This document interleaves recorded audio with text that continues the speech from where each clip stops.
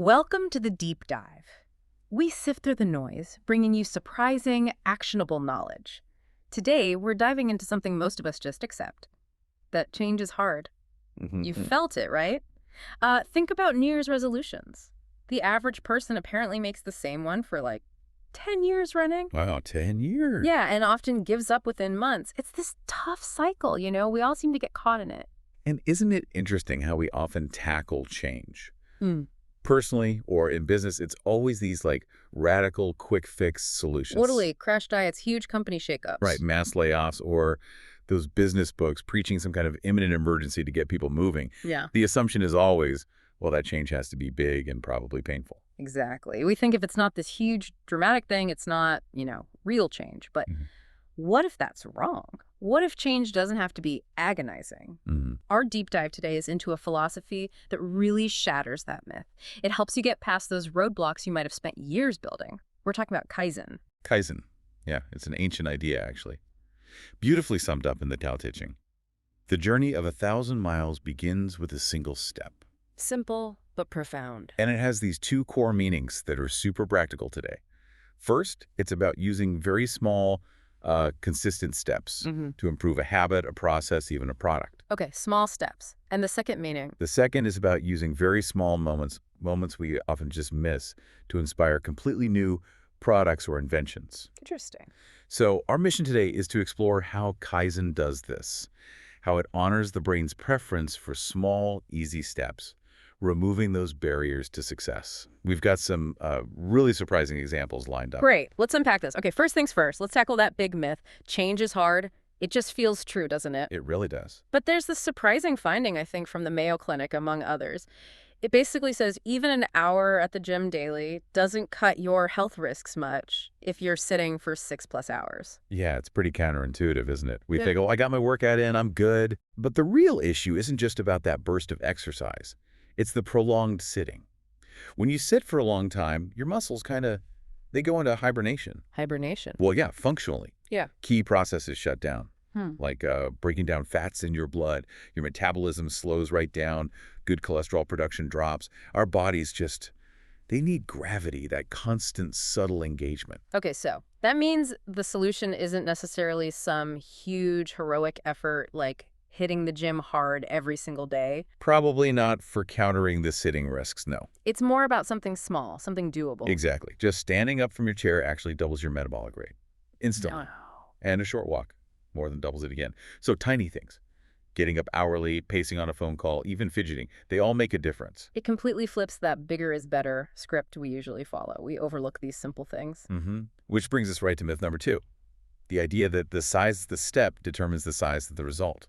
Big steps for big changes. Like in business, it's always bet big on innovation, right? Yeah. For growth, for survival. And we do it personally, too.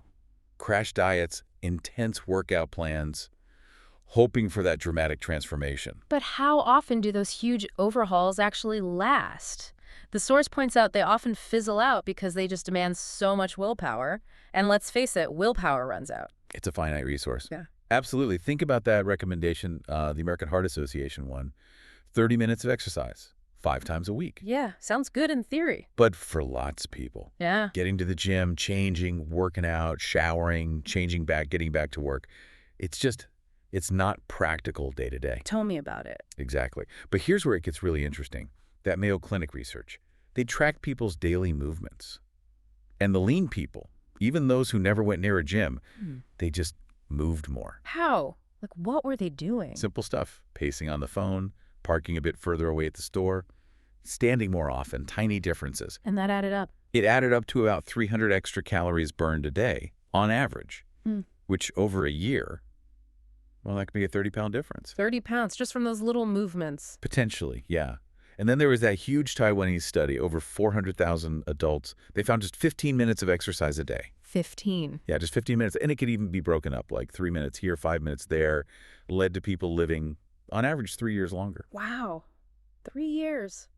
That's incredible. And it doesn't demand, rearranging your whole life. Exactly. No huge time sink, no massive willpower needed. It reminds me of that story about Julie, the single mom in the source material. With all her responsibilities, Kaizen gave her a way into exercise that felt, easy. painless even, like she couldn't fail. A guaranteed small success. And that leads us to myth number 3, this idea that Kaizen is slow and that big innovation is always faster. Right, we want quick results. But let's look at Toyota, a really dramatic counterexample. After World War II, for decades, Toyota basically was quality. Kaizen was its soul. Yeah, everyone knew Toyotas were reliable, like unbelievably so. But then, around 2002, the focus shifted. Management decided they wanted to be the biggest car company, not just the best quality one.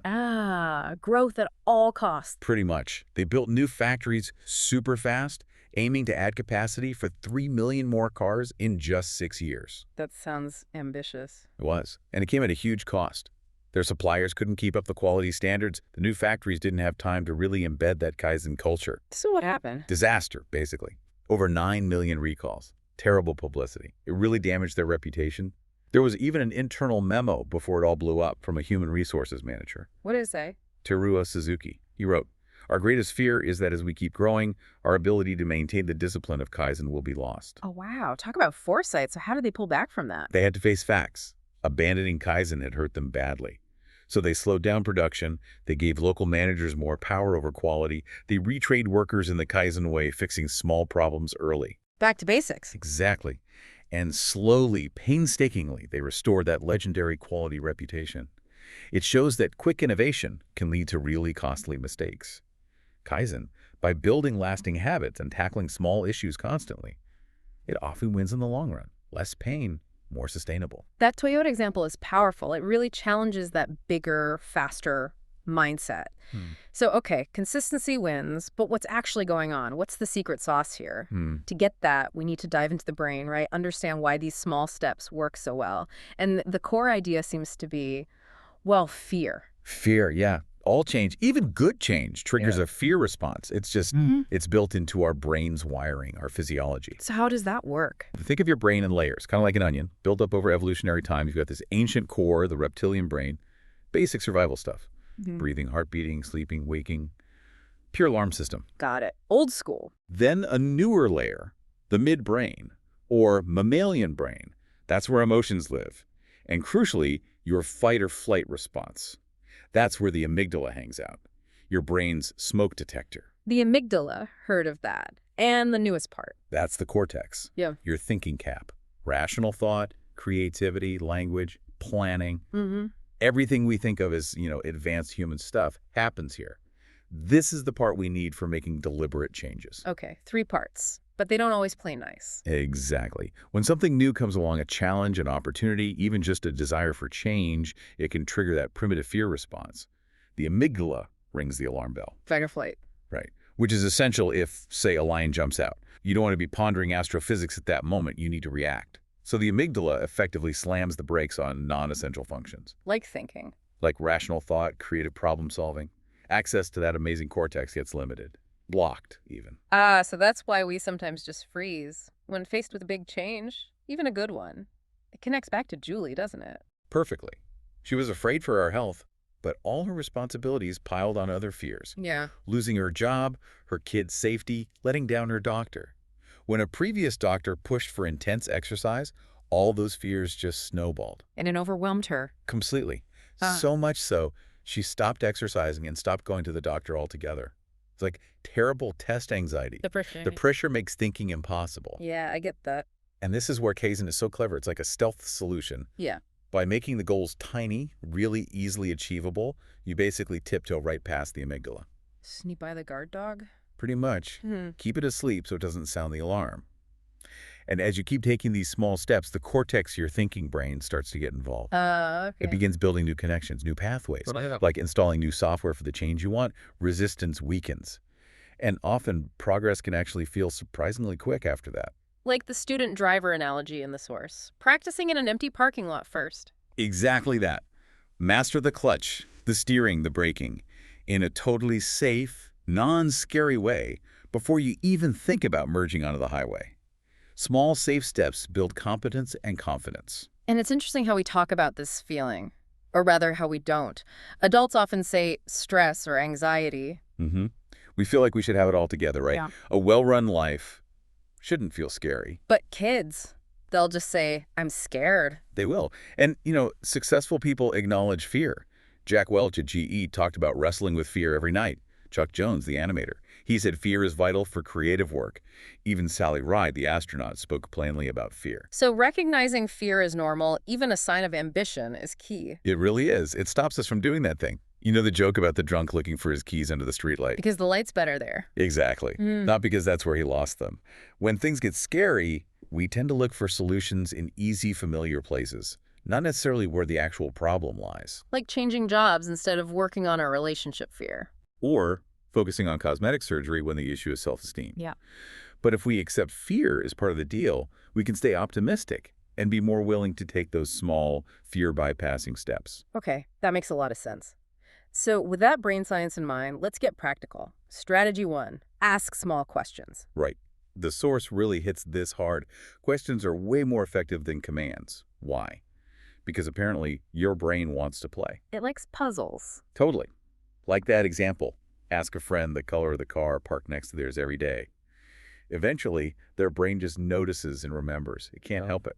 Same reason we get hooked on crosswords. So how does this work for, say, health?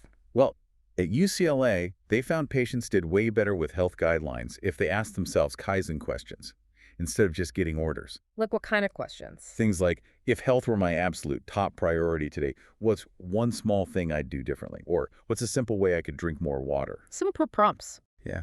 One patient put an empty water bottle in her car, visual cue. Another, who traveled a lot, asked waiters to box up half her meal before she even started eating. Smart. And another played Handel's Hallelujah Chorus while brushing teeth, just to boost her mood. Little things, sparked by small questions. Because the questions themselves aren't scary. Exactly. Small questions bypass the amygdala. Asking, how will I get rich by next year? That's big, scary, shuts down thinking. But asking, what's the smallest step I could take today to be a bit more efficient? Less threatening. Much less, it lets the brain focus on problem solving, on finding answers without that fear kicking in. Answers might even pop up later, while you're shaving or showering, like Einstein. And it boosts creativity, too. Absolutely. Big questions writer's block, often, because of fear. Small questions unleash it. Think Michael Ondaatje writing The English Patient. He didn't start with War and Love. He started with fragments. Plane crash, patient, nurse, and ask small questions. Who is he? Why is he there? Building it piece by piece. Or the microwave oven. Perry Spencer didn't aim to change kitchens. His candy bar melted near radar equipment. He just asked, why would radar do that to food? Small question, huge invention. It's powerful for personal stuff, too.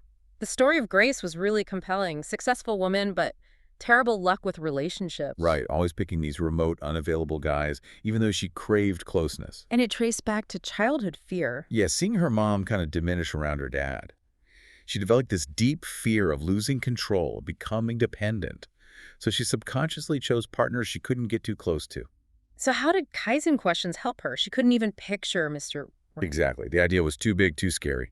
So we started super small, just 2 minutes a day asking what would my ideal mate be like?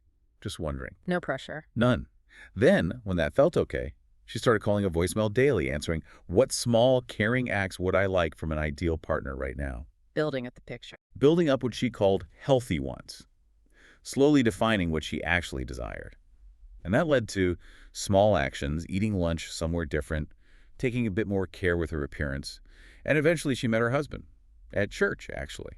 The questions bypassed the fear and let her figure things out. That's amazing. And a quick warning, negative questions are bad news, right? Oh, definitely. Asking why am I such a loser just creates this toxic mental brew, as the source puts it. Your brain finds answers to whatever you ask it. So instead, Ask something small and positive. Yeah. Like, what's one thing I like about myself today? Ask it daily. Maybe even write it down.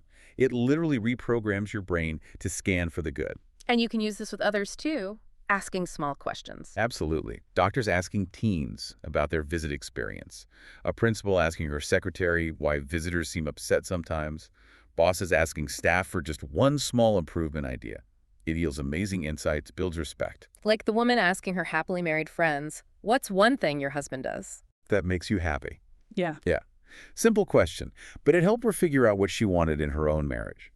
Small questions unlock a lot. Okay, strategy 2. Think small thoughts or mind sculpture. This challenges that whole just do it or fake it till you make it thing. Yeah, because faking it can be agony for some people, right? Especially if you're shy. Imagine faking confidence at a party. You might just vow never to go again. So mind sculpture is different. It's a gentler way, almost painless, really. A way to train yourself for difficult things, even things that feel totally unnatural, by using your imagination. And it taps into brain science. Cutting-edge stuff. The brain learns best in really small steps. And mind sculpture goes beyond just visualizing. How so? Old-school guided imagery mostly just lights up the visual cortex. Mind sculpture aims for total sensory immersion. You pretend you're actually doing the thing and engaging all senses. What you'd hear, taste, smell, touch, how your muscles would feel, the emotions involved. Wow, like really being there. Exactly. Think Michael Phelps. 22 Olympic medals, right? His coach had him do mind sculpture every day. In bed. What would he imagine? The whole race. Every detail. The starting block, the push-off, the strokes, the turns, the crowd noise, even potential problems, like his goggles filling with water and how he'd handle it. Mental rehearsal. Intense mental rehearsal. And guess what? In one real Olympic race, his goggles did fill with water, but he'd already practiced it mentally.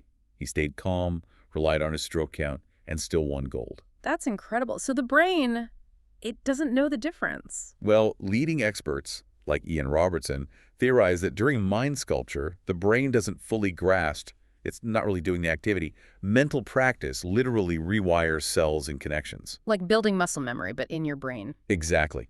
There was a study with piano exercises. People who just mentally practiced showed similar brain activity increases to those who physically practiced. You're building skills without triggering fear. So you could use this for anything scary. Approaching someone at a party? Sticking to a diet? It's incredibly safe. They've even used it to help earthquake survivors with flashbacks, or people with recurring nightmares imagine a positive ending. There was that story about Michael, the supervisor who hated employee reviews. Oh yeah, classic case.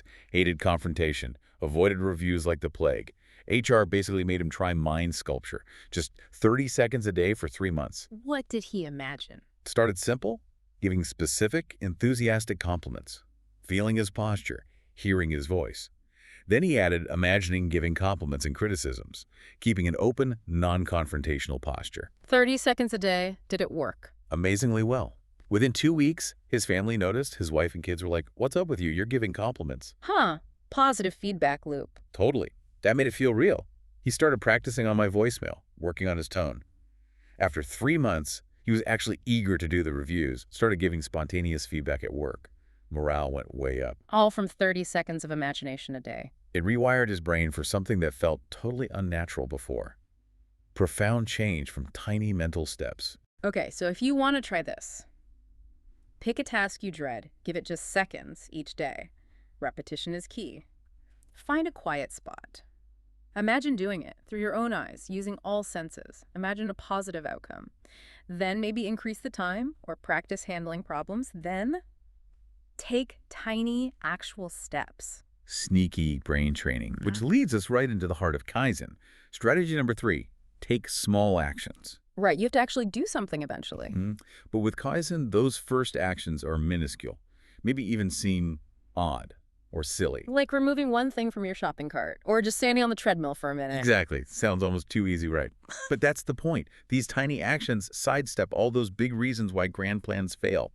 Not enough time, not enough money, willpower fades, or just deep down resistance and fear. Big goals can trigger doubt. They absolutely can. Sets off the amygdala alarm, but tiny actions. Your brain goes, hey, this is nothing, no big deal, no risk here. You trick the fear response. You're outsmarting yourself. Kind of. And by doing that, your brain starts building new habits, often much faster than you'd expect, like that outpatient clinic story. Oh, yeah, the one losing patients because of long waits. Right, facing financial disaster. They looked at expensive fixes, new software, more staff, but couldn't afford them. So the Kaizen fix. We had the staff talk about their best and worst experiences as consumers. They realized what mattered most wasn't zero waiting, but feeling informed and appreciated. Ah, the feeling. Exactly. So they decided on a few short sentences. Receptionist explains the delay, offers options. Nurse apologizes for the wait. Doctor apologizes and thanks the patient. Receptionist says thanks again on the way out. Tiny, cost-free changes. And the results? Patient satisfaction doubled. Disenrollment dropped 60%. Wow. Even though, didn't the wait time stay the same? Exactly the same on average. But people felt cared for. And the staff, who had been fighting, suddenly had this simple, positive thing they could all do together. Morale booster, too. Incredible. Small actions, big impact. And Julie, the mom, marching for 1 minute. Yeah. Started with 1 minute, then a commercial break, then 2 breaks, and then she put it she forgot to stop. Built up to 30 minutes daily without that feeling of struggle. It just melted the resistance. That's the key, isn't it? Overcoming that initial hump. Precisely. Think New Year's resolutions. We start strong, then crash. Kaizen avoids that whole boom and bust cycle. Like the pain expert advising just 1 minute of meditation. Yeah, his logic. The people who really want to meditate are already doing it. For everyone else, maybe, just maybe, they'd try 1 minute. And maybe they'd like it. Maybe they'd forget to stop. Lowering the barrier to entry. Dramatically. Yeah. And research backs this up, that safe driver sign study. Right, the small sign first. Homeowners who agreed to a tiny window sign first were 4 times more likely later to accept a huge, ugly billboard on their lawn. That initial small yes melted resistance to the bigger ask. So like flossing, you mentioned suggesting just one tooth. Yeah. People know they should floss, but many don't. So floss 1 tooth a day. After a month, you've got 1 sparkling clean tooth and, more importantly, the habit of picking up the floss. Most people don't stop at 1 for long. They start flossing more without even deciding to. Exactly. It becomes natural. So for resolutions, instead of eat healthy, try toss the first bite of 1 unhealthy snack. Instead of exercise more, try walk around the block just once. Tiny, guaranteed successes. What about tougher habits, like addiction? The source mentions smokers saying cigarettes are my friends. Often that points to early experiences, maybe not having consistent nurturing, leading to deep self-reliance where substances become like reliable companions. Like Rachel's story. Yes, Rachel, learned early on, don't lean on people. Cigarettes were her support. When stressed, smoke, therapy felt too big, too scary. So we started tiny. How tiny? First step, call my voicemail once a day. Just say, "Hi, it's Rachel." That alone made her nervous, which showed it was a good step. Then she added a call before lighting up. "Hi, Rachel here, having a smoke now." Just putting one tiny thing between her and the habit. Interesting. Did it help? After a month, she started journaling for just 2 minutes a day. Her brain started linking, feeling upset with the journal and me, not just cigarettes. Her smoking dropped 30% without even trying.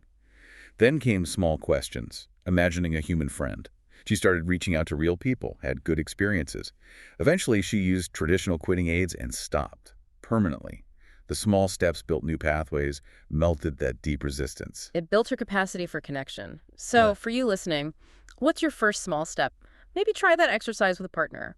What tiny, trivial step could improve your health? Keep asking until it's ridiculously small. So small you can guarantee you'll do it. Like, eat chocolate, but throw out the first bite. Guaranteed success builds momentum. Okay, strategy 4. Solve small problems. It's about prevention, right? Exactly. Think Taiichi Ono at Toyota again. That cord workers could pull to stop the entire assembly line for any defect, however small. Seemed crazy to competitors. But it worked. Fixing tiny flaws on the spot prevented huge, costly problems down the line. It embedded quality. The opposite being BP. A tragic example. Ignoring hundreds of small spills and warnings over years. Then, Deepwater Horizon, a catastrophe born from neglected small problems. And the Van Halen M&M's story. That's related. Yeah, the infamous no brown M&Ms clause. That sounds like Rockstar excess, right? Totally. But David Lee Roth explained it was a test, a canary in the coal mine. If the promoter messed up that simple detail, it signaled they probably messed up crucial technical stuff too. A small problem hinting at bigger dangers. So we need to train ourselves to spot these little warnings. The source mentions 3 blind spots where we often miss them. First is at the beginning of a change or relationship, like Laurel, who ignored her boyfriend's lack of empathy early on, hoping he'd change, ignoring those downright unlikable traits at the start. Risky. don't explain away red flags. Okay, second blind spot. Near the finish line. When you're close to a decision, like that hospital board hiring a new CEO during a crisis, they were so relieved to find someone qualified and confident. But there is a catch. I asked them one simple question. What questions did she ask you? Turns out, almost none. Big red flag. Suggested she wouldn't listen, preferred action over understanding. They hired her anyway. Disaster ensued. Alienated staff, cuts, a patient death, lawsuit. That small observation could have prevented it. Wow. And the third blind spot. An overwhelming crisis. When things are really bad, we assume the solution must be equally massive and complex. Like childhood diarrhea deaths. A million kids a year, tragically. Big solutions like plumbing are vital, yes, but a huge part of the problem is often missed. Dirty hands. Soap is usually there, but not used consistently before handling food or babies. Simple hand washing cuts cases by over 40%, a small problem within a huge crisis. Or New York City crime in the 80s. Yeah, thousands of murders, rampant felonies. Politicians wanted bold steps, but Police Chief William Bratton used the broken windows theory. Minor disorder invites major crime.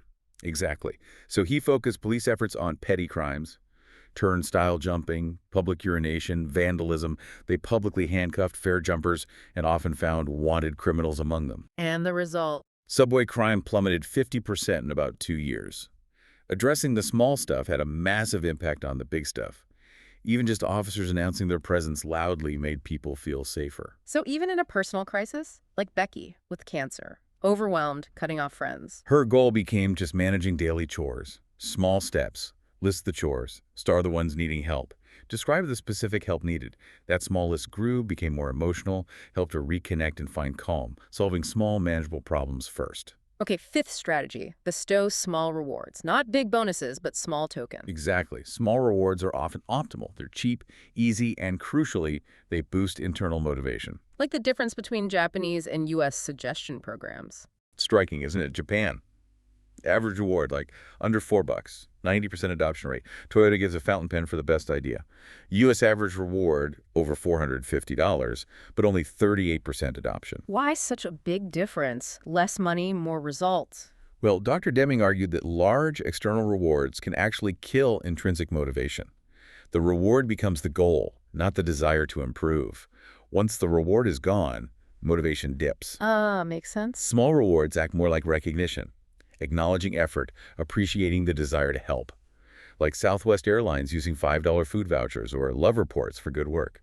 Or the Navy finding sailors often leave because they feel underappreciated. Small acknowledgments matter. And in personal life, it's not about bribing yourself. It's more about gratitude and preserving pleasure. Okay. That wife whose husband needed to cut back on fries, she didn't offer cash. She offered 15 minutes of TV time, something he valued when he skipped the fries. They laughed, but it worked. Associating the change with something pleasant. Or Karen Pryor, the animal trainer. She rewarded herself with chocolate squares for finishing parts of her commute when she was dreading it. Linked the journey to small pleasures. And Jack Stubb, the man with severe arthritis, told not to exercise. Incredible story. Wheelchair bound, his first reward. Just a mental pat on the back. Attaboy, Jack. Yeah. For getting out of bed. Tiny. Then, okay, walk to the gym, just chat with the staff. That was the reward. And he ended up Running miles. Winning Mr. World bodybuilding in his 70s, all built on tiny steps and small intrinsic rewards. So a good reward is Appropriate to the goal, appropriate to the person. Ask yourself, how do you feel loved or appreciated? And usually free or cheap. A bath, music, a walk, a call with a friend, coffee in bed. Simple pleasures. Okay, final strategy, identify small moments. This is about paying attention. Really paying attention, slowing down. Progress often comes from this workaday attention to the little things, not just eureka moments. Like Edward Jenner and smallpox. Perfect example. He noticed milkmaids didn't get smallpox after having cowpox. Everyone else dismissed it. Oh, that's just a coincidence. But Jenner paid attention to that small detail, that exception. Led to vaccination. Many cures came from looking at who didn't get the disease. And this happens in business all the time. Small observations lead to big things. Constantly. American Airlines saved $500,000 a year because a flight attendant noticed people weren't eating the olives and salads. The fifth item. The olive. 3M invented waterproof sandpaper because the president got curious about a weird request for mineral grit. American Express travelers' checks. J.C. Fargo's personal frustration traveling in Europe. Velcro. George de Mistral looking closely at burrs on his dog's fur. 99 stores. A liquor store owner noticed 99 cents was a magic number. The Polaroid camera.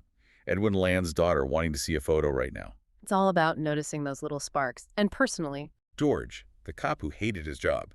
He started noticing the small moments he actually enjoyed. Talking to prisoners, giving advice. Realized he wanted to be a counselor. The answer was right there, in the small moments of his dreaded job. finding joy in the process, not just the end goal. Exactly. As Stravinsky said, the true creator finds value in the commonest and humblest thing. It's about cultivating that awareness. Maybe try engaging with someone you disagree with. Just asking questions to understand, not argue.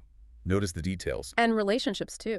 You mentioned Dr. Gottman. His research is amazing, predicting divorce with over 90% accuracy. The key wasn't big gestures. It was the ratio of positive to negative interactions daily. 5 to 1, positive to negative. 5 positives for every negative. And these are tiny things. A pleased tone of voice on the phone, asking about their day, putting down the remote when they walk in, being home on time. Small moments of attention and appreciation. Praising the person, not just the action. Yeah. I love your hair, not just good dinner. It shows you value them. Yeah. Kids are naturally in the moment. Adults, we worry about the past, stress about the future.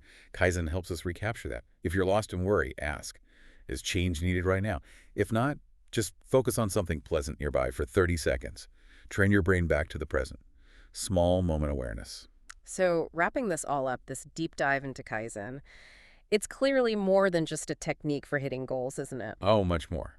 It's powerful for specific changes, sure, weight loss, career moves, whatever.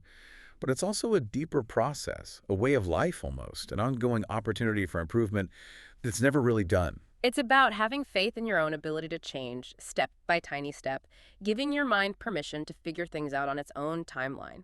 Beautifully put.